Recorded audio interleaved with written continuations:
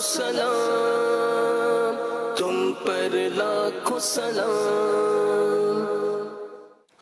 अल्हम्दुलिल्लाहि रब्बिल आलमीन वस्सलातु वस्सलामु अला सय्यिदिल मुरसलीन अम्मा बअदु फ़अऊज़ु बिल्लाहि मिनश शैतानिर रजीम बिस्मिल्लाहिर रहमानिर रहीम अस्सलातु वस्सलामु अलैका या रसूलल्लाह अस्सलातु वस्सलामु अलैका या हबीबल्लाह अस्सलातु वस्सलामु अलैका या नबियल्लाह व अला आलिका व अस्हाबिका या नूरल्लाह। मदनी चैनल के नाज़रीन, प्रोग्राम सीरत रसूल की रोशनी के साथ हाजिर हैं और हमारे साथ मौजूद हैं दावत इस्लामी की मरकज़ी मजलिस शूरा के निगरान मौलाना हाजी इमरान अत्तारी मुद्दस्सलहुल आली। इंशाअल्लाह आज भी हम हस्ब मामूल, जैसे कि कल भी हुआ था कुछ सिलसिला और 12वीं शरीफ तक ये जारी, ये पाक सल्लल्लाहु अलैहि वसल्लम का मिलाद का जश्न भी मनाते रहेंगे और सीरत तैयबा की रोशनी में इंशाअल्लाह अज़्ज़ व जल हम अपने लिए सीखने सिखाने की चीज़ें भी सुनते रहेंगे। अल्लाह ने चाहा तो आका करीम सल्लल्लाहु ताला अलैहि वसल्लम की बातें होंगी, आपकी सिफ़ात होंगी, आपकी शान होगी और इंशाअल्लाह नात ख़्वां इस्लाम भाई मुख्तलिफ़ मौक़े पे कलाम भी पेश करेंगे। पहले दुरूद पाक की फ़जीलत समात फरमाइए। नबी करीम रऊफ़ुर रहीम सल्लल्लाहु ताला अलैहि वसल्लम का फ़रमान आली शान है, बेशक बरोज़ क़यामत इसकी दहशतों और दुश्वार गुजार घाटियों से जल्द नजात पाने वाला वो शख्स होगा जिसने दुनिया में मुझ पर कसरत के साथ यानी ज़्यादा दुरूद पाक पढ़ा होगा। सल्लु अलल हबीब सल्लल्लाहु अला मुहम्मद सल्लल्लाहु अलैहि वसल्लम। निगरानी शूरा की तरफ बढ़ते हैं और देखते हैं, सुनते हैं कि आज सीरत तैयबा की रोशनी में नबी पाक सल्लल्लाहु अलैहि वसल्लम की सीरत से मुतालिक हमें क्या बात, क्या वाक़या, क्या हिकायत बता रहे हैं। जी हुज़ूर। अल्हम्दुलिल्लाह रब्बिल आलमीन वस्सलातु वस्सलामु अला ख़ातमिन नबिय्यीन। आज माह रबीउल अव्वल की दूसरी तारीख़ है और रसूल अकरम नूर मुजस्सम सल्लल्लाहु अलैहि वसल्लम की मुबारक सीरत से हमें क्या कुछ सीखने का मौका मिल सकता है, हम उस उन्वान को लेकर अभी चल रहे हैं। आज जो वाक़या मैं आपको बयान करने जा रहा हूँ, ये नबी पाक सल्लल्लाहु अलैहि वसल्लम के अखलाक़ करीमा का एक बहुत ही खूबसूरत और अहम तरीन पहलू है और ये वाक़या है 9वीं हिजरी का। ये हिजरी का 9वां साल था और रबीउल आखिर का ये महीना था और मेरे आका सल्लल्लाहु अलैहि वसल्लम ने मौला अली शेर खुदा कर्रमल्लाहु ताला वजहुल करीम की मातहती में तकरीबन 150 सवारों को एक कबीले की जानिब रवाना फरमाया। अब इस मारिके में एक शख्स जो बड़ा मशहूर है, आपने भी नाम सुना होगा, हातिम ताई। तो इसकी सखावत बड़ी मशहूर है। तो उसकी बेटी कैदी बनकर आई। अब हातिम ताई का जो बेटा था उसका नाम था अदी बिन हातिम। वो मुल्क शाम चला गया, वो वहीं भाग गया। अब अदी बिन हातिम जो था ये पहले क्योंकि ईसाई थे, बाद में तो खैर मुसलमान हो गए थे, लेकिन उस वक्त वो ईसाई थे और अपनी कौम के सरदार थे और गनीमत में से हस्बे कायदा जाहिलियत चौथा हिस्सा लिया करते थे। अदी बिन हातिम की बहन जो कैदी बनकर आई थी, उसने अर्ज की कि मुझ पर एहसान कीजिए, अल्लाह पाक आप पर एहसान करेगा। एक रिवायत में यह है कि अदी बिन हातिम की बहन सिफ़ाना नाम बताया जाता उसका, उसने रसूल पाक सल्लल्लाहु अलैहि वसल्लम की खिदमत में हाजिर होकर अर्ज की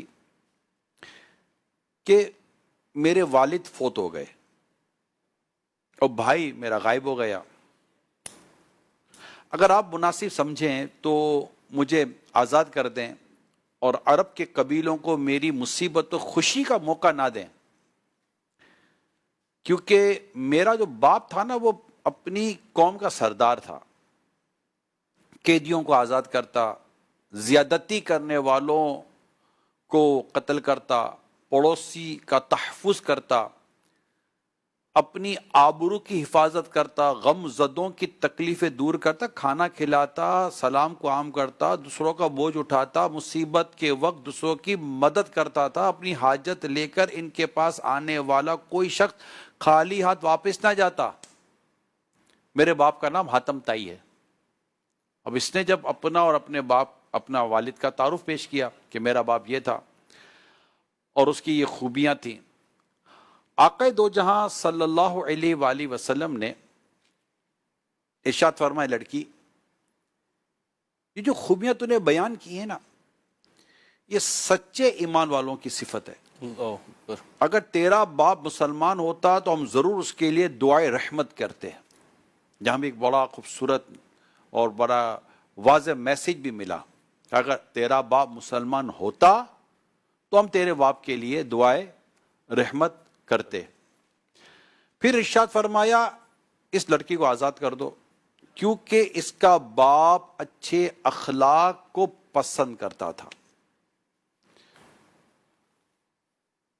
میرے آقا صلی اللہ علیہ وسلم نے خوراک اور کچھ ساز و سامان، لباس وغیرہ دے کر اس کی قوم کے قافلے کے ساتھ اس کو روانہ کر دیا، اور وہ ملک شام اپنے بھائی کے پاس پہنچی۔ اب جو بھائی تھا جس کا نام عدی تھا، عدی بن حاتم، اس کو یہ شک تھا کہ یہ رسول پاک صلی اللہ علیہ وآلہ وسلم بادشاہ ہیں یا پیغمبر، وہ ڈیسائیڈ نہیں کر پا رہا تھا۔ بہن نے مشورہ دیا تم خود ہی جا کر چیک کر لو، پتہ ہو جائے گا۔ اور ایک روایت میں یوں بھی ہے کہ اس نے کہا کہ تم پکڑے جانے کے خوف سے اس شخص یعنی رسول پاک صلی اللہ علیہ وسلم کے پاس یعنی پکڑے جاؤ گے اس سے پہلے کہ تم اس کے پاس چلے جاؤ، یعنی پیارے آقا صلی اللہ علیہ وسلم کے پاس جانے کا اس کی بہن نے مشورہ دیا۔ وہ بہن سارا پیچھے سرکار مدینہ صلی اللہ علیہ وسلم کا جو اخلاق اور عادات مبارکہ تھی اور جو کچھ حسن سلوک میرے آقا نے کیا وہ سب وہ دیکھ کر آئی تھی، کیونکہ اس نے کہا کہ میں نے ان کو بڑا صاحب رائے پایا ہے، اور جو اہل غالب ہیں یعنی جو غالب ہیں یہ عنقریب ان پر غلبہ پا لیں گے۔ ایسی خصلتیں میں نے دیکھی ہیں جو مجھے بہت پسند آئی ہیں۔ میں نے انہیں فقیر سے محبت کرنے والا، قیدی کو آزاد کرنے والا، چھوٹے پر رحم کرنے والا، بڑے کی قدر کرنے والا دیکھا ہے۔ میں نے ان سے زیادہ سخی و کریم کسی کو نہیں دیکھا۔ یہ حاتم طائی کی بیٹی بول رہی ہے جو اپنے والد کی سخاوت کا جو چرچا کر رہی تھی، مگر نبی پاک صلی اللہ علیہ وسلم کی جب بارگاہ سے وہ نکلی ہے اور آقا صلی اللہ علیہ وسلم نے جو اس پر مہربانی فرمائی ہے، اب وہ کیا کہہ رہی ہے کہ میں نے ان سے زیادہ سخی اور کریم کسی کو نہیں دیکھا۔ اللہ اکبر۔ میری رائے یہ ہے کہ تم ان سے جا کر ملو، اگر یہ واقعی نبی ہوئے تو تم فضل میں سبقت کرنے والے ہوگے، اور اگر بادشاہ ہوئے تو یمن کی عزت میں ہرگز کوئی فرق نہیں پڑے گا۔ اب بہن نے جو سمجھایا تو وہ اب عدی بن حاتم کا بیان اب میں آپ کو کر رہا ہوں۔ یہ تو ساری بہن کی ان کی ڈیٹیل چلی۔ اب عدی بن حاتم جو کہ حاتم طائی کے بیٹے، یہ مدینے پہنچے۔ پیارے آقا صلی اللہ علیہ وآلہ وسلم مسجد میں تشریف فرماتے، وہ کہتے میں حاضر ہوا اور میں نے سلام عرض کیا، تو آپ نے پوچھا کہ تم کون ہو؟ میں نے کہا میں حاتم طائی کا بیٹا عدی بن حاتم ہوں۔ یہ سن کر میرے آقا صلی اللہ علیہ وسلم کھڑے ہوئے، وہ کہتے کہ مجھے اپنے گھر لے چلے۔ جب ہم جا رہے تو راستے میں ایک مسکین بڑھیا کسی حاجت کے لیے حاضر خدمت ہوئی، اس کا کوئی کام ہوگا پیارے آقا صلی اللہ علیہ وآلہ وسلم سے۔ وہ کہنے لگی ٹھہریے، چنانچہ پیارے آقا ٹھہر گئے، اور وہ دیر تک کچھ عرض کرتی رہی۔ یہ دیکھ کر میں نے دل میں کہا کہ یہ بادشاہ تو نہیں ہے، یعنی ایک مسکین بڑھیا عورت پیارے آقا صلی اللہ علیہ وسلم سے کہتی ہے مجھے آپ سے کوئی کام ہے، اور آقا صلی اللہ علیہ وسلم اس کی بات سننے کے لیے کھڑے ہو جاتے ہیں، اور وہ بہت دیر تک اپنی حاجت اپنی جو بھی باتیں بیان کرتی ہے، اور پیارے آقا صلی اللہ علیہ وسلم اس کی یہ معاملات دیکھ اور سن رہے ہیں۔ یہ کیفیت عدی بن حاتم دے کر کہتے ہیں یہ بادشاہ تو نہیں ہے، کہ بادشاہ ایسے نہیں ہوتا۔ وہ جو کمال دیکھا نا اس نے تو۔ پھر کہنے لگے کہ مجھے اپنے گھر لے گئے. ایک تکیہ جس میں کھجور کی چھال بھری ہوئی تھی میری طرف بڑھایا اور کہا کہ اس پر بیٹھ جائیں, اس پر بیٹھ جاؤ. میں نے کہا اس پر آپ ہی تشریف فرما رہے ہیں. آپ نے کہا جو آپ ہی اس پر بیٹھیں. چنانچہ میں بات مان کر بیٹھ گیا اور وہ پیارے آقا کے بارے میں کہنے لگا. وہ زمین پر بیٹھ گئے. یہ دیکھ کر میں نے دل میں کہا کہ یہ بادشاہ کا حال تو نہیں ہے. تو یہ تو چیز ان کی کلیئر ہو گئی. پھر آپ نے عدی بن حاتم سے کچھ یوں کہا, تم رکوسی نہیں ہو, یعنی تم رکوسی ہو نا. اب یہ کیا ہوتا ہے, یہ نصارہ اور صائبین کے درمیان ایک فرقہ یا قوم ہے, انہیں رکوسیہ کہتے ہیں. میں نے عرض کیا ہاں. پھر فرمایا کیا تم غنیمت کا چوتھا حصہ نہیں لیتے تھے؟ میں نے عرض کی ہاں. آپ نے فرمایا کیا تمہارے دین میں ایسا نہیں کہ یہ جائز نہیں ہے, یعنی تمہارے دین میں جائز نہیں ہے جو تم لے رہے تھے؟ اب میں پہچان گیا کہ یہ پیغمبر مرسل ہیں. اس کے بعد آپ نے فرمایا عدی شاید تم اس لیے دین اسلام میں داخل نہیں ہوتے کہ مسلمان غریب اور تعداد میں تھوڑے ہیں اور ان کے دشمن بہت اور صاحب ملک و سلطنت ہیں, مگر عین قریب مسلمانوں میں مال کی وہ کثرت ہوگی کہ کوئی صدقہ لینے والا نہ ملے گا. اور تم عین قریب سن لوگے ایک عورت اونٹ پر سوار ہو کر قادسیہ سے مکے پہنچ کر بیت اللہ کا حج کیا کرے گی اور اسے کسی کا ڈر نہ ہوگا. اور تم عین قریب سرزمین بابل میں سفید محلات پر مسلمانوں کے قبضے کی خبر سن لوگے. اللہ اکبر. یہ عدی بن حاتم کہتے ہیں یہ سن کے میں تو اسلام لے آیا, یعنی میں مسلمان ہو گیا. حضرت عدی فرمایا کرتے تھے کہ ان 3 خبروں نے, غیب کی خبریں تھیں, یہ 3 خبروں میں سے دوسری اور تیسری پوری ہو چکی ہے. دوسری اور تیسری پوری ہو چکی ہے اور پہلی پوری ہو کر رہے گی. اب اس واقعے میں پھر ہم چلتے ہیں ہمارے اسلام بھائی کی طرف کہ وہ اس واقعے سے کیا اخذ کرتے ہیں, کیا لیتے ہیں, کیا سوالات قائم ہوتے ہیں ان کے پاس. تو مگر یہاں یہ میں بتا دوں کہ اس واقعے میں حضرت سیدنا عدی بن حاتم رضی اللہ تعالی عنہ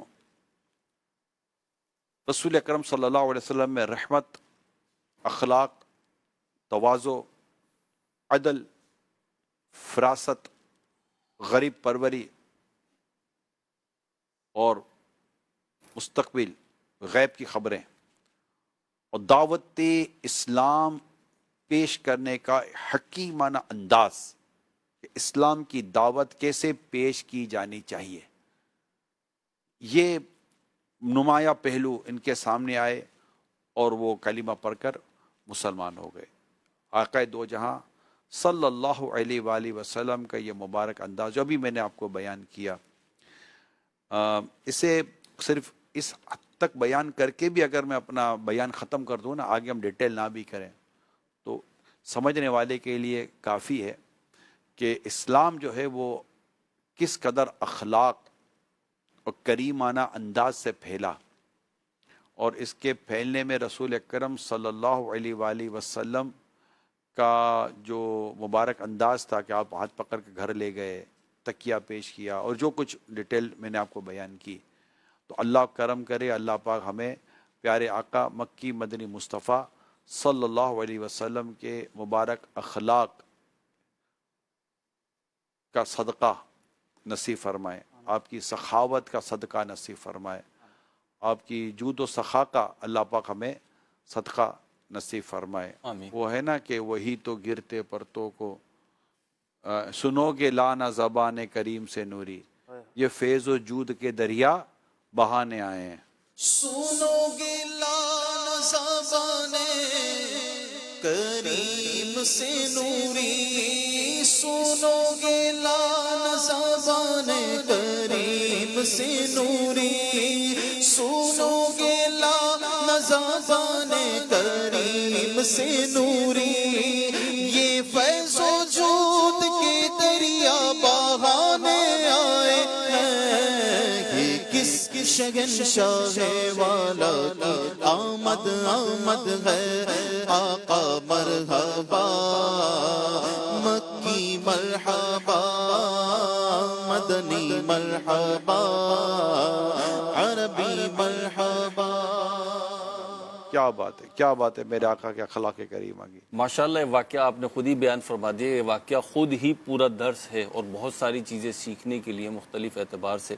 لیکن سب سے پہلے جو چیز مجھے ایسا لگا کہ یہ بہت نمایاں ہے وہ یہ کہ نبی کریم صلی اللہ تعالی علیہ وسلم کے اخلاق عادات کا اس میں بھرپور اظہار ہو رہا ہے، بہت ساری صفات کا.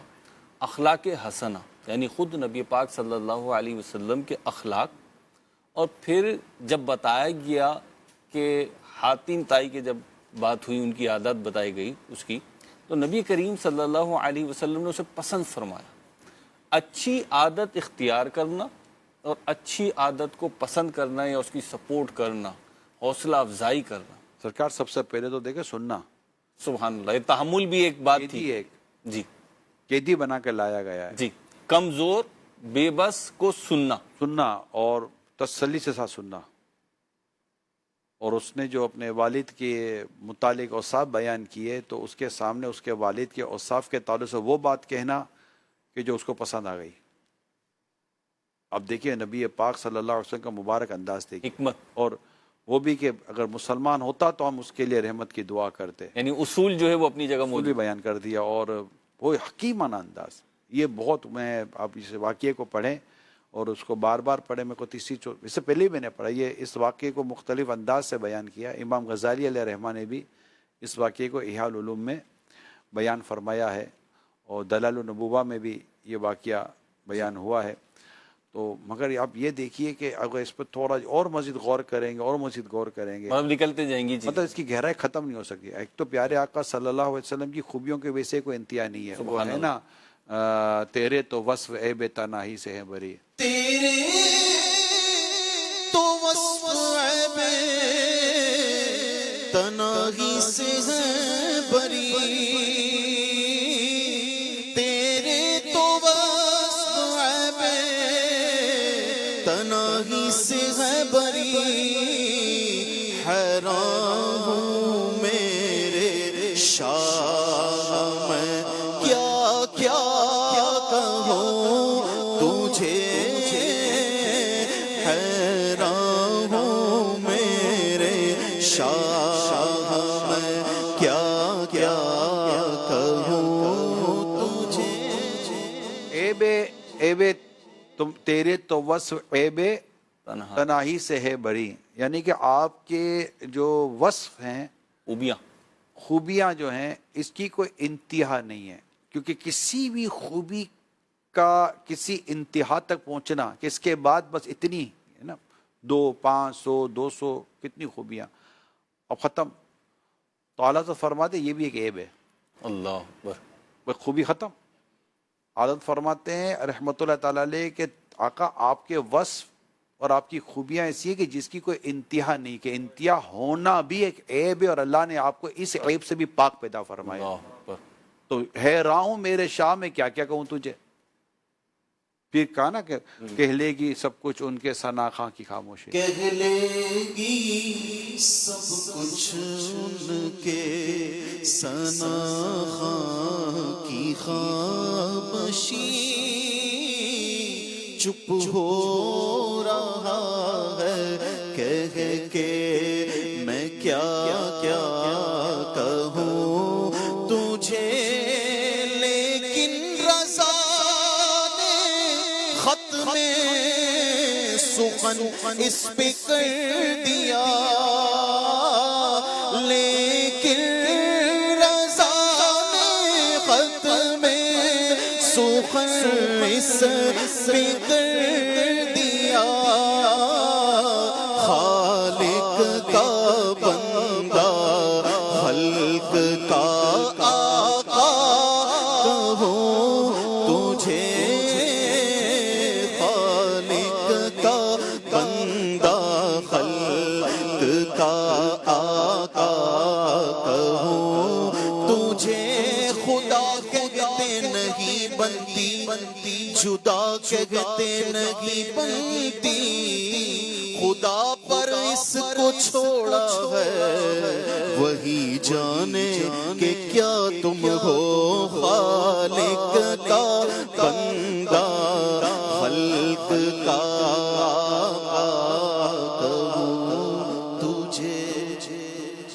اب جیسے آپ نے ایک بات فرمائی کہ تحمل سننا، اب یہاں تو جو سامنے فریق ہے، جو فرد ہے، نمبر ایک وہ قیدی ہے، اور ظاہر سی بات ہے دشمنوں میں سے گرفتار ہو کے آیا ہے، پھر خاتون ہے، یعنی کمزوری پر کمزوری ہے۔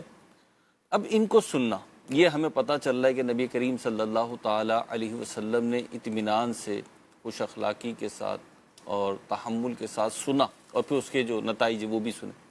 آج ہمارے معاشرے میں بھی ہم اپنے رشتہ داروں میں دیکھیں، اپنے میل جول والوں میں دیکھیں، اپنے کولیگز میں دیکھیں، اپنے چھوٹوں، یار آپ میری بات سنو نا یار، آپ کو بات بول، یہ انداز ہے ہمارے یہاں، جی آپ بول رہے ہو نا، جی جی اب میں نے کیا کیا، جی میں ڈر گیا، اگر آپ کو جھٹکا لگا یار یہ کر کیا رہا ہے عمران، اور یہ صرف یہ مدنی چینل والوں کو سمجھانے کا مجھے تھا کہ کہیں گے اسے بات کیوں کاٹی، لیکن یہ صرف اور صرف ایک پریکٹیکل بیان کیا رہا ہوں کہ سننے والوں کو بھی جھٹکا لگا ہوگا کہ یار یہ کیا طریقہ تھا، واقعی بالکل آؤٹ آف مینرز تھا جو میں نے کیا۔ جی جی آپ بات اپنی پوری کریں گے ابھی، وہ بات بس یہی تھی، لیکن بات یہی تھی جو آپ مجھے کہنا چاہ رہے کہ ہم مطلب کہ ارے یار آپ میری تو سنو نا یار، میں کیا کہنا، کیا یہ بار بولے چلے جا رہے ہو بھائی، ماڑا بندہ ہے تو کیوں سنو اس کی، ہاں مطلب کہ یار مطلب مجھے کیوں بلایا پھر آپ نے، جب آپ نے بولنا ہے اتنا تو یوں مطلب، یعنی آپ میری سنو، مگر ہر بیٹھ کر سننا، اب میں آپ کی پوری سنوں گا، وہ بات میری ہو گئی ہے سر، نہیں بات یہی ہے کہ جو کمزور ہے، یوں تو کسی کی بھی نہیں سننی، لیکن جو کمزور ہے، جتنا زیادہ کمزور ہے اس کی اتنی نہیں سننی، اب وہ مظلوم ہے یا ظالم ہے جو بھی ہے، سننی نہیں ہے،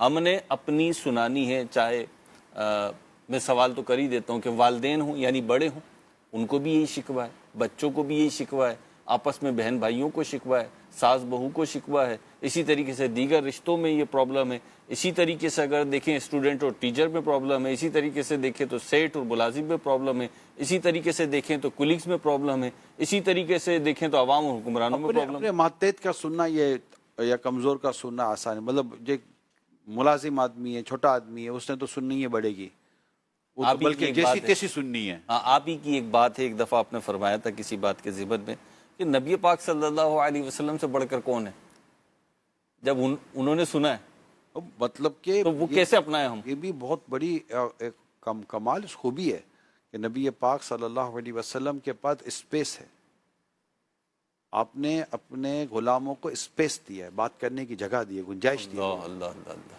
اسپیس ہی یہ تو سیرت کا ایک پہلو ہے، بہت بڑا پہلو ہے، اسپیس ہی تو نہیں ہے، تو اسپیس پیدا کیسے کرے؟ اخلاق اسپیس ہونا چاہیے بھائی، آپ بات کریں ٹھیک ہے، ان کے پاس بات کرنے کا حق حاصل ہے کہ یہ بھی حق ہے، حقوق کی ادائیگی میں سے ایک حق ہے بھائی، جس کے پاس بات کرنے کا حق ہے اس کا حق تو دو اس کو، اس میں حق کی بات بھی آ جاتی بھائی، اس کا حق ہے اس کی بات سنی جائے، اور اس کو مطلب کہ بیکار روپ میں نہ لیا جائے، بیکار اس کو دبدبے میں نہ لیا جائے، بیکار اس کو یوں نہ لیا جائے، اس کا حق ہے اس کی بات پوری ہو جانے دو نا۔ تو ہمارے یہاں تو مطلب کہ کسی کوئی کمزور کو دباؤ، ادھر گرتی ہوئی دیوار کو ایک دھکا اور دو، تو یہاں تو گرتی ہوئی دیوار، حالانکہ گرتی ہوئی دیوار سنبھالی جاتی ہے، مضبوط دیوار کو کیا سنبھالنے کو، تو خود ہی سنبھلی ہوئی ہے جی، تو ہمارے یہاں تو مطلب کہ سب مل جل کر ہی کمزور کو دبانے کی اور دبانے کی کوشش کرتے ہیں۔ ریزن کیا ہے؟ علم کی کمی ہے، اخلاق کی کمی ہے، تربیت کی کمی ہے، سب سمجھانے والا نہیں ہے، تو بعض لوگ سمجھنے کے لیے شاید تیار بھی نہیں۔ اب یہ کہ مدنی چینل پہ اس طرح کے پروگرام اگر ان تک پہنچیں تو ایک بات بن سکتی ہے، لیکن یہ بات ہے کہ اس کی کمزوری، اس کی کمی تو ہے ہم میں سے، اگرچہ بولنے والے کو بھی احتیاط کرنی چاہیے کہ سامنے والے کے صبر کا امتحان زیادہ نہ لے، مگر جو ہے وہ یہ ہے کہ بات سنی جائے، اور اگر اس کا حق ہے کہ یہ بات کرے تو اس کا حق اس کو دینا چاہیے، اپنا مطلب بالکل وہ نہیں آنا چاہیے کہ نہیں ایسا نہیں باپ، تو وہ تو بولے ٹھیک ہے کمزور ہوں آپ کے، کہتے ہیں سنیں گے تو سر پہ چڑھے گا، نہیں کوئی سر پہ ویسے بیٹھنے کی جگہ، جو سر پہ چڑھے گا گر جائے گا، سر پہ کون بیٹھ سکتا ہے، کندھے پہ بیٹھتا سونا، سر پہ بیٹھتا ہوا تو نہیں سونا، ٹھیک ہے تو کوئی یہ ایسی باتیں ہیں، مطلب کہ سر پر چڑھ جائے گا وہ چڑھ جائے گا۔ فوائد ہیں اس کے؟ نہیں، میں تو جو واقعات پڑھتے ہیں، بزرگوں کے واقعات پڑھتے ہیں، عدل و احسان و انصاف کے واقعات پڑھتے ہیں، اور جو منصف بنتے ہیں ان کے جو میں واقعات پڑھتا ہوں، تو جس طرح کی وہ ان کے چیزیں سامنے آتی ہیں، وہ عدل ہی کرنا ہے، ان کو انصاف ہی کرنا ہے، لیکن حقوق کی ادائیگی اور فریقوں کے ساتھ جو سلوک کرنا ہے، اور اگر وہ سلوک میں تھوڑا سا وہ ہو تو اس کی بھی تربیت ہونی چاہیے. تو یہ ہے بالکل ٹاپک بالکل چینج ہے. تاہم یہ کہ آقا دو جہاں صلی اللہ علیہ وآلہ وسلم کی بارگاہ میں بات کرنے کی گنجائش تھی، اسپیس تھا اور بات کی جاتی تھی. نبی رحمت صلی اللہ علیہ وآلہ وسلم جب کوئی آتا تو ایک نبوت کی ایک ہیبت بھی ہوتی تھی، جی اور وہ کچھ ہی دیر کے بعد وہ چیز جو تھی نا وہ انسیت میں تبدیل ہو جاتی تھی. پیارے آقا کا اخلاق، آپ کی مسکراہٹ، آپ کی ملن ساری، آپ کی تواضع، آپ کا یہ خوبصورت انداز اسے بات کرنے کی گنجائش دے دیتا تھا یار. سبحان اللہ. ایک بات اور اس میں ایڈ کر دیں کہ بعض اوقات یوں ہوتا ہے، اختلافات ہوتے ہیں، دشمنیاں ہوتی ہیں، معاملات ہوتے ہیں، چہرہ دیکھنے کا دل نہیں کرتا، اس کی بات کیا سنیں ہم. اب وہ باتیں بند ہیں، رشتہ داروں میں بند ہیں، خاندانوں میں بند ہیں، فیملیز میں بند ہیں، سالوں ہو گئے اور وہ رشتے ناطے ختم ہوئے ہوئے، جینا مرنا ختم ہوا ہوا ہے. کیا بات کرنے کی اسپیس دینے سے مسئلہ حل ہو سکتا غالب نہیں ہے یار. ادفع بالتی یا احسن پر عمل نہیں ہے. مطلب دل و دماغ میں مہروز بھائی خیالات آتے ہیں، آپ کو آپ کے دل و دماغ میں نفرتیں بھی بعض اوقات پیدا ہوتی ہیں. کسی نے آپ کو واقعی تکلیف پہنچائی ہوئی ہوتی ہے، کسی نے آپ کی حق تلفی بھی کی ہوئی ہوتی ہے، کسی نے آپ کے ساتھ زیادتی بھی کی ہوئی ہوتی ہے. اب کسی نے ایسا کیا ہے اور اس کو اس کے ہونے کا صدمہ ہوا ہے، تبھی تو بیان کیا جائے گا نا ادفع بالتی ہی احسن.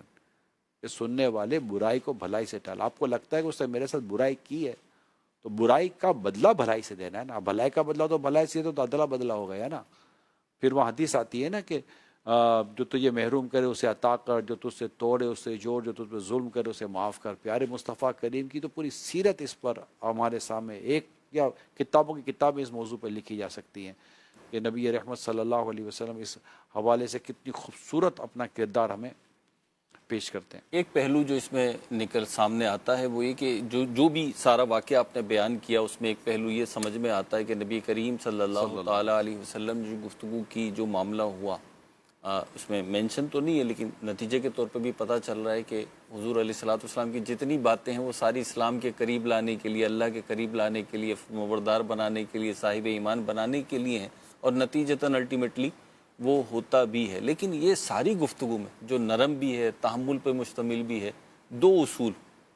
ایک تو وہ دعا کرنے والا کہ اگر مومن ہوتے تو رحمت کی دعا کرتے، اور دوسرا وہ جو چوتھائی حصہ لینے والا کہا کہ وہ جائز نہیں، وہ ناجائز ہے ان کی شریعت کے اعتبار سے بھی، ان کے جس دین کو وہ فالو کرتے ہیں.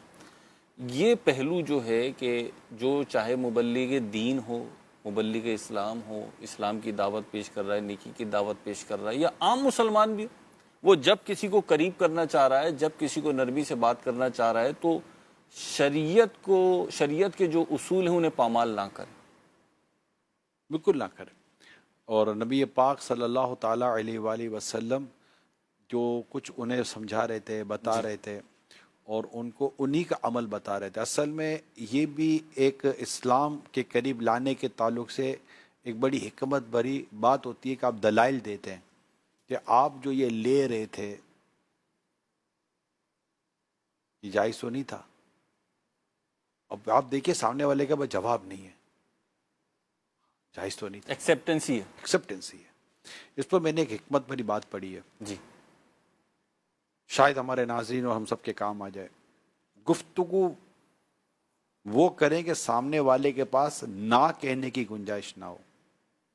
ایک بار کوئی شخص کسی چیز کا نہ کہہ دیتا ہے، اس کو ہاں کی طرف لانا ایک کام ہے. مثال کے طور پر آپ کسی کو سگریٹ پیتا دیکھتے ہیں، ٹھیک ہے، سگریٹ پینا تو ناجائز تو نہیں ہے لیکن بری عادت ہے، اخلاق سے ہٹ کر ہے، نقصان پہنچاتی ہے. فائدے کی تو کوئی بات سگریٹ میں ہے ہی کوئی نہیں، نقصان ہی نقصان ہے. اب سگریٹ تو لوگ پی رہے ہیں اور میں ابھی لاسٹ ایک ملک میں تھا تو وہاں تو پتہ چلا کہ مرد عورت وہ تو بڑا سگریٹ کا وہاں رجحان ہے، اللہ کی پناہ. اب کسی کو ڈائریکٹ کہہ دے نا سگریٹ نہیں پیو تو وہ ہو سکتا نہ مانے. اب اس کو آپ نے منانا ہے. مثال دیتا ہوں یار، کیا لگتا ہے یار سگریٹ میں پیسے ضائع نہیں ہوتے؟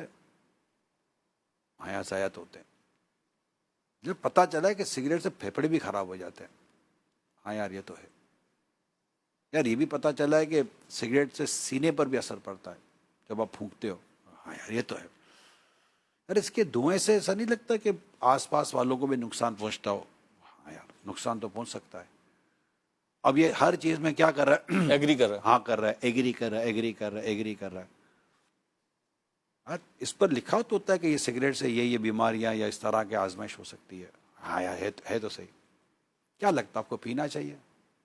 نہیں. وہ ایگری کرے گا. تو اچھا اگر کوئی شخص کسی چیز میں نہ کر دے، اب اس نے اپنی نہ نبھانی ہوتی ہے، اس کو ہاں کی طرف لانا آزمائش ہے. لیکن اگر آپ گفتگو اس طرح کریں، اب میں اس کے لیے ایک بڑی اہم مثال میرے ذہن میں حدیث کی روشنی میں آئی. سبحان اللہ. اب دیکھیے پیارے آقا صلی اللہ علیہ وسلم کی بارگاہ میں ایک شخص حاضر ہوتا ہے. میں پانی پی لوں. جی. صلو علی صلو علی الحبیب صلی اللہ تعالی علی محمد. توب الی اللہ. استغفر اللہ. صلو صلو علی علی الحبیب. الحبیب ایک صلی شعر سن اللہ لیتے. تعالی علی محمد. بسم اللہ الرحمن. میں نثار تیرے کلام پر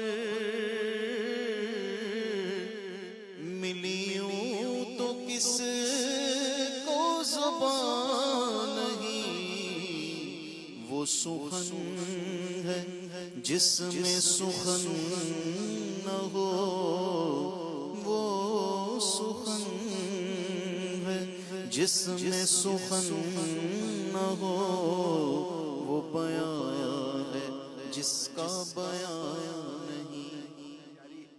بہت پیاری روایت یاد آ گئی. سبحان اللہ. مشہور بھی آپ نے سنی بھی ہوگی ہمارے اسلام، لیکن موقع کی مناسبت سے یاد ہے. ایک شخص بارگاہ رسالت میں حاضر ہو کر بدکاری کی اجازت مانگتا ہے. جی. اب نبی پاک صلی اللہ علیہ وسلم براہ راست منع فرما دیتے یہی حکم ہے. ہاں ٹھیک ہے، جو حکم تھا وہ بیان جو کر. ہاں مگر نبی رحمت صلی اللہ علیہ وسلم اسے دلائل دے رہے. کیا؟ اگر یہ عمل کوئی تمہاری ماں کے ساتھ کرے، اس نے کہا مجھے پسند نہیں ہوگا. بہن کے ساتھ کرے، حالانکہ یوں میرے آقا نے رشتے گنتی کرائے. پھر فرمایا کہ اب جو کام تم مجھ سے اجازت مانگ رہے ہو وہ بھی تو کسی کی ماں ہوگی، کسی کی بہن ہو، کسی کی خالہ ہوگی. اب یہ گفتگو آپ غور کریں کہ نبی رحمت صلی اللہ علیہ وآلہ وسلم کتنی اہم اور خوبصورت انداز سے اس کی تفہیم فرما رہے ہیں، اس کی اصلاح فرما رہے ہیں. پھر اس کے سینے پر ہاتھ رکھ کر دعا فرما رہے ہیں. سبحان اللہ. اور اس کے بعد پھر کسی نے اس کو اس عمل کی طرف نہیں دیکھا. یہ سب روایتیں کا میں دل نے پھر آپ کے گیا. سامنے خلاصہ عرض کر رہا ہوں کہ دل پھر گیا اور وہ سمجھ گئے کہ نہیں یہ درست نہیں ہے. اب بات تو ڈائریکٹ بھی ہو سکتی تھی نا. اب ہمارے پرابلم یہی ہے اور یہ بات ہمیں سمجھائی بھی جا رہی ہے کہ اگر آپ کے پاس آپ کا بیٹا یا کوئی بھی آپ کے پاس فرد یا کوئی شاگرد یا کوئی بھی ایسا سمجھنے کے لیے کوئی آتا ہے تو ہمارے پاس اس کو اس بات کو سمجھانے کے لیے ایک تو ٹائم بھی ہونا چاہیے نا. ایک وقت ہو جی انشاءاللہ بیٹھ کر بات کرتے ہیں، اور پھر آپ اس کے سامنے صرف نو نہ رکھیں. نہیں نہ بس منع کر دے تو منع کر دیا، یہ نہیں کریں. کیونکہ جنریشن آج ہم کہتے ہیں جین زی یہ وغیرہ یہ نہیں مانتی. میں نے ساری اس کی پڑھی ہے کہ جین زی کیا ہے، جین الفا کیا ہے، تو پہلے کی کیا ہے، تو یہ ساری چیزیں میں نے پڑھی ہیں. لیکن میں نے دیکھا ہے کہ کئی چیزیں ایسی تھی جو شروع سے ہی لوگوں میں چلی آ رہی ہیں. ہاں وہ ٹھیک ہے، وہ ادب کا ایک معاملہ اور سمجھنے سکھنے کا معاملہ، اس میں تھوڑی بہت نو ڈاؤٹ جو تبدیل. لیکن ہر چیز جو ریسرچ کے طور پر آئے اس سے ہمارا اتفاق کی ضرور نہیں ہے، جبکہ نہ وہ قرآن ہے نہ حدیث ہے، ایسی تو کوئی چیز نہیں ہے. ایک ریسرچ ہوتی ہے تو اس میں آدمی کے اپنے اپنے ایکسپیرینس بھی میٹر کر رہے ہوتے ہیں. مگر پھر بھی ایک بڑی ہینڈسم قسم کی گفتگو اس موضوع پر ملتی ہے، میں اس کا انکار نہیں کرتا.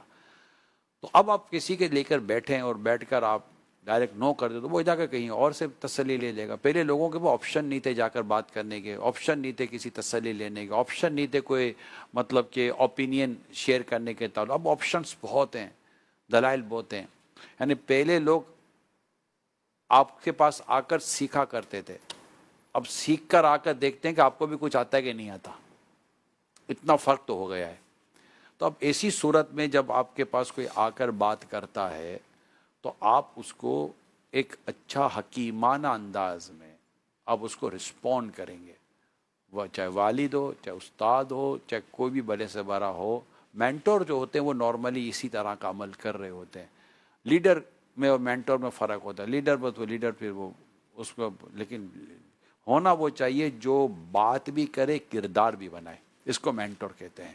یعنی آپ بات بھی کریں گے اور سمجھائیں گے بھی اور اس کی کردار سازی بھی کریں گے. پورا ایک عمل ہے, یہ پورا ایک پیکیج ہے جو ہم دیتے ہیں. وہی والد کو, والدہ کو, سب کو, بڑوں کو اپنے بچوں کے ساتھ, چھوٹوں کے ساتھ, ماتحت کے ساتھ, جو آپ کے انڈر سپرویژن کام کر رہے ہوتے ہیں, یہ ہوتا ہے. اس پہ بعض اوقات لوگ کہتے ہیں کہ یا تھوڑی اس کو لمبی چھٹی میں نہیں دیتے, بات تو ہوگی نا, ورنہ تو وہ بعض اوقات, اب بعض اوقات یہ ہوتا ہے کہ جیسے ہمارے یہاں نا کلپ بنانے کے چکر میں شارٹ کلپ بنتا ہے نا, ہم تو دیکھتے ہیں شارٹ کلپ بنتا ہے, شارٹ کلپ بنتا ہے, اس پہ روح ہی نکال دی شارٹ کلپ بنانے کے چکر میں, جو بات اصل تھی وہی نکال دی, کیونکہ شارٹ ان لوگ دیکھیں گے نہیں. ارے بھائی اگر شارٹ دیکھ بھی لیا سمجھ ہی نہیں آئے گا یہ بات کہنا کیا جا رہے ہیں بھائی. ٹھیک ہے, ادھوری بات ہوگی نا. ہاں مگر بغیر شارٹ کرنے کے چکر میں آپ آستین نہیں کاٹ دو تو پھر کرتا پہنے گا کدھر سے وہ بھیا, یا آپ نے اس کا بیک ہی کاٹ دیا, نہیں یا تھوڑا تو چھوٹا کرنا چاہیے, یا اتنا چھوٹا کر دیا کہ اس کا نہ ہاتھ جا رہا ہے نہ کرتا اندر جا رہا ہے, بولا شارٹ, آج کل شارٹ چل رہا ہے. وہ بھائی تو اتنا یہ کیا شارٹ کر رہا ہے کہ کرتا ہی نہیں پہن پا رہا, وہ بتائیے اب یہ کوئی شارٹ ہوا, پہننے کے قابل ہی نہیں رہا, پہننے کے قابل ہی نہیں ہوا. تو ہر چیز اس طرح شارٹ کے طور پر نہیں ہوتی, کچھ چیزوں کو ڈیٹیل کی ہی ضرورت ہوتی ہے, بغیر ڈیٹیل کی وہ چیزیں ہاں یہ الگ بات ہے کہ خیر الکلام ما قل و دل, کہ بولنے والا بات کو جتنا ہو سکے وہ ریڈیوس کر کے اور اس کو محدود کر کے کمپائل کر کرے, لیکن بات پوری کرے اور اس کو پہلے سے اگر اس کا اسٹرکچر بنا, اس کو کہتے ہیں اسٹرکچر بنانا, گفتگو کو کرنے سے پہلے اس کا اسٹرکچر ڈیزائن کر لیں کہ میں نے بات کرنی کیسے ہے. تو آپ کی ریپیٹیشن نہیں, اس لیے باتوں کا لکھ کر کرنے میں زیادہ فائدہ ہوتا ہے کہ آپ کی ریپیٹیشن نہیں ہوتی اور پھر آپ دائیں بائیں ہونے سے بچ جاتے ہیں, تو کم وقت میں زیادہ مٹیریل آپ ڈیلیور کرنے میں کامیاب ہو جاتے ہیں. تو بات چلی تھی وہاں سے کہ سمجھانے کا انداز, حکیمانہ انداز, جس سے حاتم طائی کی بیٹی متاثر ہوئی. حاتم طائی کی بیٹی متاثر ہو کر اپنی بھائی کے پاس جاتی ہے اور بھائی کو متاثر ہو کر بھیجتی ہے کہ آپ وہاں جائیے اور آپ دیکھیے تو صحیح ہے کتنی اچھی بات کر رہے ہیں, اور وہ آ کر کلمہ پڑھ کر مسلمان ہو جاتے ہیں. اب سوچئے کہ بعض اوقات آپ کوئی کام کرتے ہیں, وہ کام کتنی دور تک جا کر آپ کے اس کام کا اثر ظاہر ہوتا ہے, اور تھوڑی دیر میں بھی اثر ظاہر ہوتا ہے. 3-4 چیزیں میں ایک ساتھ رکھتا ہوں آپ کے سامنے, کیونکہ گفتگو پھر چلے گی تو چاروں چیزیں ایک ساتھ آ جائیں گی. ایک تو یہ کہ ساری جو روایت آپ نے بیان کری, واقعات کا ایک تسلسل, 2-3 واقعات مرچ کر کے بیان ہوئے, یہ تو یہ جو واقعات بیان ہوئے ان میں ہم دیکھ رہے ہیں کہ نبی پاک صلی اللہ علیہ وسلم جس سے بات کر رہے ہیں اس کی طبیعت, اس کا بیک گراؤنڈ, اس کی نفسیات کو پیش نظر رکھ کے بات کر رہے ہیں. دوسرا اس کا جو منصب ہے, یعنی ایک سردار کی, ایک بادشاہ کی, ایک سخی شخص کی بیٹی ہے وہ, تو اس کو بھی پیش نظر رکھا ہے. اور پھر ہمارے یہاں ایک چیز ہوتی ہے کہ بالخصوص ایسے افراد جن کا معاشرے میں کسی بھی اعتبار سے کوئی اسٹیٹس ہو, تو ان سے خواہ خواہی کی جو ہے وہ کہنا چاہیے کہ جیلیسی پیدا ہو جاتی ہے, اور کبھی وہ لگ جائیں ہاتھ, جسے کہتے ہیں محاورے کی زبان میں کہ اب آیا اونٹ پہاڑ کے نیچے, اب کھیلیں گے ہم اس سے. تو یہ فیکٹر بھی ہمارے یہاں پائے جاتے ہیں. اور یہ جو واقعات بیان کیے آپ نے, اس میں ان کا دوسرا پہلو ہے, پازیٹیو پہلو ہے کہ اس کا اعزاز دیا, اسے اکرام کیا ایک طریقے سے. دیکھیے اب اس واقعے سے ہٹ کر اگر ہم اسلام و دین و شریعت کی ایک جملہ تعلیمات پر غور کرتے ہیں تو انزل و ناسا منازلہم پر ہمیں باقاعدہ درس دیا گیا ہے کہ بھائی لوگوں کو ان کے درجوں میں تولو. کسی کو آپ صلی اللہ علیہ وسلم نے اسی طرح عطا کر دیا, کسی کو کہا کہ بیٹھ کر اپنے ساتھ بیٹھنے پر فرمایا. تو جو جس مقام و مرتبے کا شخص ہے, یہ نبی پاک صلی اللہ علیہ وآلہ وسلم کی تربیت کا بہت بڑا حصہ ہے. اور جب آپ ایک معاشرے میں رہتے ہیں تو معاشرے میں آپ کو اپنے کامن سینس کے ساتھ رہنا ہوتا ہے کہ کس سے کس انداز سے بات کرنی ہے. تو وہ پھر جیسا مرتبہ, جیسا سامنے والا فرد ہوگا, آپ کو اسی ورڈنگ کے ساتھ, اسی انداز کے ساتھ, کبھی اٹھ کے جانا, کبھی نیچے تک جانا, کبھی یہ کرنا. جیسے علماء آتے تو آپ کا انداز کچھ اور ہوگا, ایک عام آتے تو انداز کچھ اور ہوگا. تو یوں آپ والد صاحب آتے تو آپ کا انداز کچھ اور ہوگا, بھائی آئے گا تو انداز کچھ اور ہوگا.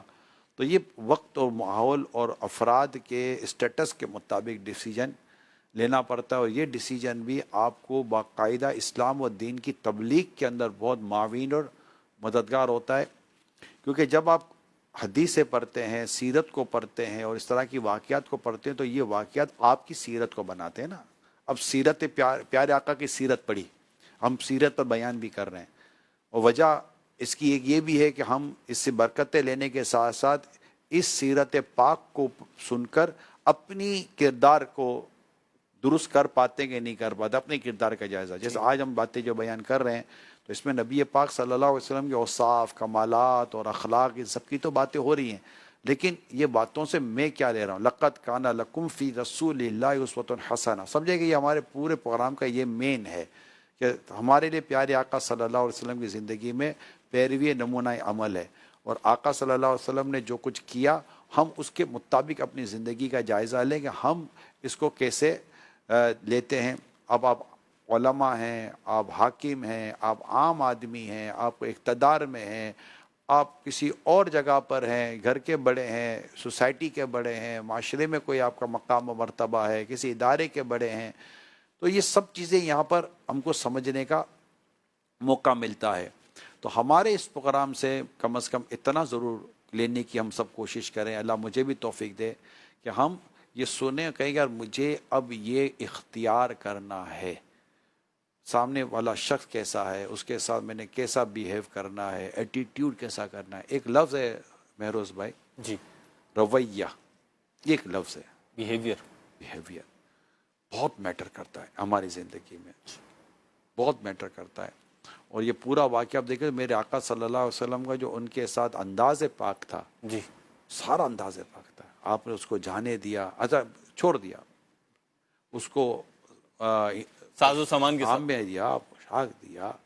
میں بس یہ جو لفظ ہے نا اس لڑکی کا، یہ جو لفظ ہے کہ میں نے ان سے بڑا سخی نہیں دیکھا، یہ حاتم طائی کی بیٹی بول رہی ہے. میں تو ایک بات جانتا ہوں، جس طرح حاتم طائی کے اگر واقعات پڑھیں گے نا، جی، نعت خان شعر یاد کریں، حاتم طائی کے اگر واقعات پڑھیں گے تو ایسا نہیں ہے کہ وہ ایک بار لیا تو دوبارہ کبھی لینے نہیں گیا، بار بار آنا پڑ رہا، بار بار آنا پڑتا تھا. کوئی آیا پھر آیا پھر آیا، لیکن میرے آقا کی بارگاہ ایسی تھی جو ایک بار آیا، ایسا دیا دوبارہ اس کو لینے کی حاجت ہی نہ رہی.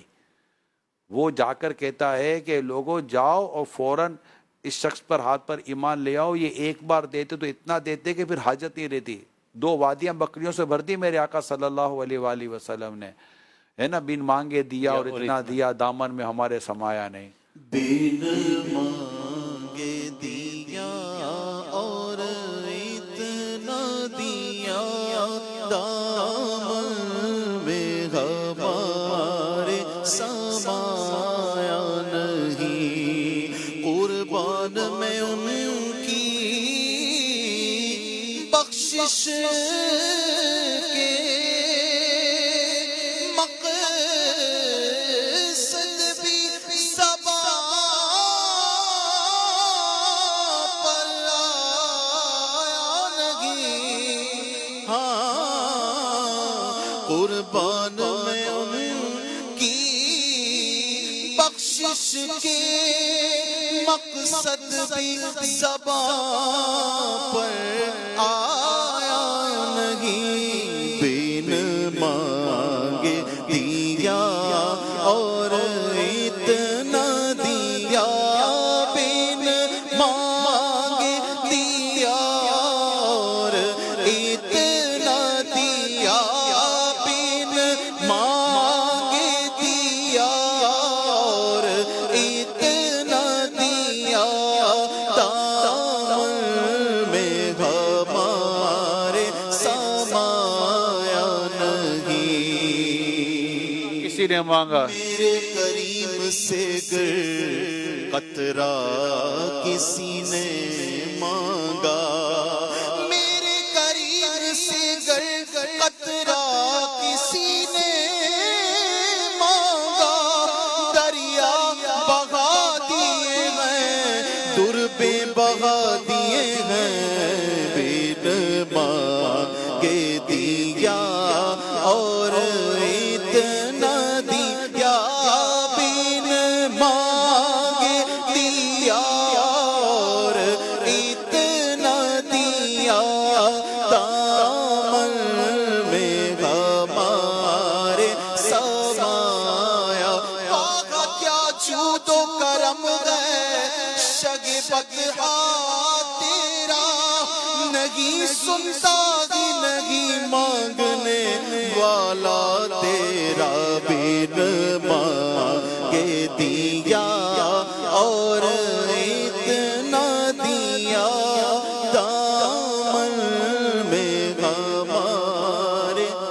समाया नहीं. اس واقعے میں ایک پہلو جو میں محسوس کر رہا ہوں بلکہ سامنے ہی ہے کہ نبی کریم صلی اللہ تعالیٰ علیہ وسلم نے جب ان سے گفتگو کی تو ان کے اسلام قبول نہ کرنے یا اسلام کی طرف مائل نہ ہونے پہ جو ان کے ممکنہ خدشات تھے ان کو بیان فرمایا کہ ممکن ہے کہ تم اس وجہ سے اسلام نہ لا رہے ہو، اسلام میں داخل نہیں ہو رہے، لیکن یہ ہوگا ایسا ایسا. اور پھر وہ بھی کہہ رہے ہیں کہ دو اسلام لانے کے بعد حضرت عدی کہہ رہے ہیں کہ دو تو پوری ہو چکی ہیں، ایک باقی ہے. تو یہاں دو باتیں، ایک تو جو بات کی گئی کہ واقعتاً اس وقت اسلام اس طریقے سے اس کی شان و شوکت کا اظہار نہیں ہوا تھا، لیکن نبی کریم صلی اللہ علیہ وسلم بحیثیت قائد، بحیثیت لیڈر، بحیثیت حکمران، بحیثیت سرپرست جو ایک امید کی کیفیت ہے اور ایک امید نصرت ہے کہ ہم جیتیں گے، ہم فتح یاب ہوں گے اور ہم کامیاب ہوں گے، اور اس کو پھر باور کرانا. اصل میں سامنے والے کی کیفیت کو آقا صلی اللہ علیہ وسلم ملاحظہ فرماتے تھے. میں نے کچھ حدیثیں اس کی شروحات پڑھی ہیں اور اس کا خلاصہ یہ تھا کہ کوئی شخص آ کر کہتا آقا میرے لیے مجھے کوئی نصیحت فرمائیے، فرمایا غصہ مت کرو. جی ایک نے کہا آقا میرے لیے کوئی نصیحت فرمائیے، آقا نے اس کو کوئی اور بات کی. جی تو میرے آقا صلی اللہ علیہ وسلم آنے والے کی اس کیفیت کو جانتے تھے کہ میں نے اسے کیا نصیحت کرنی ہے. سبحان اللہ. یعنی یوں نہیں کہ ایسے ہی ایک بات کر دی. وہ ان کے مطابق دیتے تھے. صحیح ہے. جس کی اصل میں اس کو ہم اس کو کسی کو امام غزالی علیہ الرحمٰن نے بیان کے تعلق سے لکھا ہے کہ بیان وہی کرنا چاہیے جو وہاں کے موقع کی مناسب ہے، کیونکہ اگر مرہم زخم پر لگے گا تو شفا ملے گی. تو بالکل وہ ایک آڈینس کے مطابق یا جو آپ سے پاس آتا ہے اس کے مطابق بات کی جائے. تو اب جو رسول پاک صلی اللہ علیہ وسلم نے انہیں جو آگے کی خبریں دیں، جی اگر اب میں اس پر ایک روایت بیان کروں، حضرت عدی بن حاتم رضی اللہ تعالیٰ عنہ کا بیان ہے کہ میں بارگاہ رسالت میں حاضر تھا تو ایک شخص نے آ کر فاقہ کی شکایت کی. پھر ایک دوسرا شخص آیا، اس نے راستوں میں ڈاکہ زنی کا شکوہ کیا، یعنی کہ ڈاکوئے لوٹ رہے تھے. یہ سن کر نبی پاک صلی اللہ علیہ وآلہ وسلم فرمایا عدی اگر تمہاری عمر لمبی ہو گئی تو تم یقیناً دیکھو گے کہ ایک پردہ نشین عورت اکیلی عیرہ سے چلے گی اور مکہ آ کر کعبے کا طواف کرے گی اور اس کو خدا کے سوا کسی کا کوئی ڈر نہیں ہوگا. حضرت عدی کہتے ہیں میں نے اپنے دل میں کہا کہ بھلا قبیلہ طوئی کے وہ ڈاکو جنہوں نے شہروں میں آگ لگا رکھی ہے کہاں چلے جائیں گے. پھر آپ نے ارشاد فرمایا اگر تم نے لمبی عمر پائی تو یقیناً تم دیکھو گے کہ کسرا کے خزانوں کو مسلمان اپنے ہاتھوں سے کھولیں گے. اور اے عدی اگر تمہاری زندگی دراز ہوئی تو تم ضرور دیکھو گے کہ ایک آدمی مٹھی بھر سونا یا چاندی لے کر تلاش کرتا پھرے گا، کوئی اس کے صدقے کو قبول کرے کہ کوئی اس کے صدقے کو قبول کرے، مگر کوئی شخص ایسا نہیں آئے گا جو اس کے صدقے کو قبول کرے، کیونکہ ہر شخص کے پاس باکثرت مال ہوگا اور کوئی فقیر نہ ہوگا. حضرت عدی بن حاتم رضی اللہ تعالیٰ عنہ کا بیان ہے کہ اے لوگوں یہ تو میں نے اپنی آنکھوں سے دیکھ لیا کہ واقعی ہیرا سے ایک پردہ نشین عورت اکیلی طواف کعبہ کے لیے چلی آئی اور وہ خدا کے سوا کسی سے نہیں ڈرتی. اور میں خود ان لوگوں میں سے ہوں جنہوں نے کسرا کے خزانوں کو کھول کر نکالا. اللہ. یہ دو چیزیں تو میں نے دیکھ لی. اے لوگوں اگر تم لوگوں کی عمر دراز ہوئی تو یقیناً تم لوگ تیسری چیز کو بھی دیکھ لو گے کہ کوئی فقیر نہیں ملے گا جو صدقہ قبول کرے.